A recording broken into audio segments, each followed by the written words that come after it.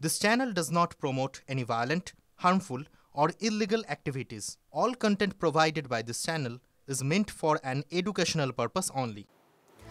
আজ ফের জেলাবাড়ি বৈঠক অভিষেক বন্দ্যোপাধ্যায়ের বনগাঁ এবং দমদম ব্যারাকপুর সাংগঠনিক জেলা নেতৃত্বকে নিয়ে ক্যামাক স্ট্রিটের অফিসে তিনি বৈঠক করবেন এবং বিধায়ক শাখা সংগঠনের নেতারা এই বৈঠকে আমরা এই বিষয় নিয়ে একটু জানবো। সৌরভ আমাদের প্রতিনিধি আমাদের সঙ্গে রয়েছেন।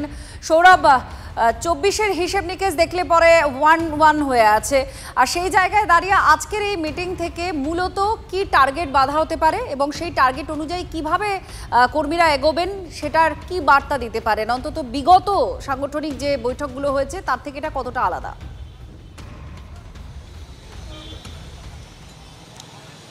দেখো, লাগাতার সাংগঠনিক বৈঠক করে যাচ্ছেন অভিষেক বন্দ্যোপাধ্যায়। এরকমই বৈঠক আমরা তাকে দেখেছিলাম 2022 সালে করতে, 2023-এর পঞ্চায়েত নির্বাচনের আগে।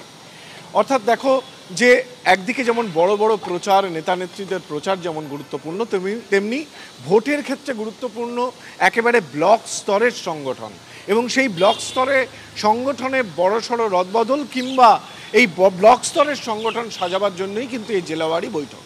তুমি যেমনটা বললে যে পশ্চিমবঙ্গের রাজনীতিতে উত্তর 24 পরগনা জেলা অত্যন্ত গুরুত্বপূর্ণ, এবং সেই জেলারই দুটি সাংগঠনিক তৃণমূল কংগ্রেসের সাংগঠনিক জেলা, একটা ব্যারাকপুর দমদম আর একটা বনগাঁ, এই দুটি জেলা নিয়ে আজ বসেছেন অভিষেক বন্দ্যোপাধ্যায়। দুই জেলাতেই বিজেপির প্রভাব রয়েছে। মনে রাখতে হবে যে কিছুদিন আগেই মমতা বালা ঠাকুর বনাম মহুয়া মৈত্রের লড়াই, পত্রযুদ্ধ, সেইটা কিন্তু ঘটেছে এই মতুয়া ভোট ব্যাংকের অন্যতম জায়গা সেই বনগাঁকে কেন্দ্র করে। সুতরাং বনগাঁ এবং বারাসত দমদম দুটোর ক্ষেত্রে কি বার্তা দেন অভিষেক এই 26-এর বিধানসভা নির্বাচনের আগে, নিশ্চিতভাবে তা রাজনৈতিকভাবে গুরুত্বপূর্ণ। আত্রেই। আর সৌরভ, আরও একটি বিষয়, যেহেতু অবশ্যই বিগত ভোটের যে পরিসংখ্যান সেগুলো তো সামনে থাকবেই, তার সঙ্গে সঙ্গে মূলত প্রচারের ইস্যু কি করা হবে? কারণ এখানে সিএ সমস্যা নিয়ে বারবার একটা আওয়াজ তুলেছে তৃণমূল কংগ্রেস, তার সঙ্গে সঙ্গে এসআইআর ইস্যু রয়েছে, বিজেপি তেরেপুরে তারা সিএর ক্যাম্প করছে বিভিন্ন জায়গায়, মতুয়াদের নিজস্ব ভোট ব্যাংকে তারা সেইভাবে ঘুঁটি সাজাচ্ছে। এই সমস্ত ইকুয়েশনগুলো কিভাবে সামনে রেখে এগোতে পারে, স্ট্র্যাটেজি কি হতে পারে, সেটা কিভাবে আলোচনা হতে পারে? দেখো, এটা প্রচার প্রকৌশল ঠিক করবার বৈঠক নয়। এই বৈঠকটা মূলত সাংগঠনিক বৈঠক। তবে এই সাংগঠনিক বৈঠকটা যখন হচ্ছে সেই সময়ই কিন্তু রাজ্য সরকারের তরফে আমার পাড়া আমার সমাধানের মতো, পাড়ায় পাড়ায় সমাধানের মতো অত্যন্ত গুরুত্বপূর্ণ একটি প্রকল্প নামানো হয়েছে, যে যাকে সফল করার জন্য দলের তরফেও কিন্তু যোগদানের নির্দেশ দেওয়া হচ্ছে।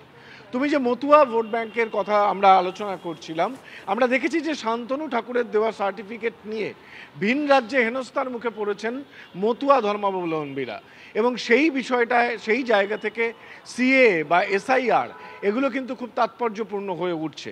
সুতরাং নিশ্চিতভাবে আজকের বৈঠকে এ সংক্রান্ত ব্যাপারেও আমরা কি বার্তা দিয়েছেন অভিষেক তার একটা সুস্পষ্ট সূত্র পাবো, এবং পাশাপাশি অবশ্যই আগামী যে লড়াই, যা বিজেপিকে সামনে রেখে লড়াই, সেই ক্ষেত্রেও লড়াইয়ের ক্ষেত্রেও অভিষেক কি বার্তা দেন সেদিকে নিশ্চিতভাবে নজর। ধন্যবাদ সৌরভ, আমাদের প্রতিনিধি জানাচ্ছিলেন। বৈঠকে মূলত কোন কোন বিষয়গুলো উঠে আসতে পারে, এটা সাংগঠনিক বৈঠক, আর সেই বৈঠকে যে দুটো সংগঠনকে নিয়ে আলোচনা, মূলত বনগাঁ আর দমদম ব্যারাকপুর সাংগঠনিক জেলা, এই দুটো জেলার ক্ষেত্রে খুব ইম্পর্টেন্ট, কারণ এখানে শাসক দল কোথাও কোথাও একটু দুর্বল হয়ে আছে, আবার কোথাও বিজেপি তাদের গড় শক্ত করতে পেরেছে ভোটের যে পরিসংখ্যান সামনে এসেছে সেই পরিসংখ্যান অনুযায়ী। সেক্ষেত্রে আজ এই বৈঠকে কি আলোচনা হতে পারে সেদিকে নজর থাকছে।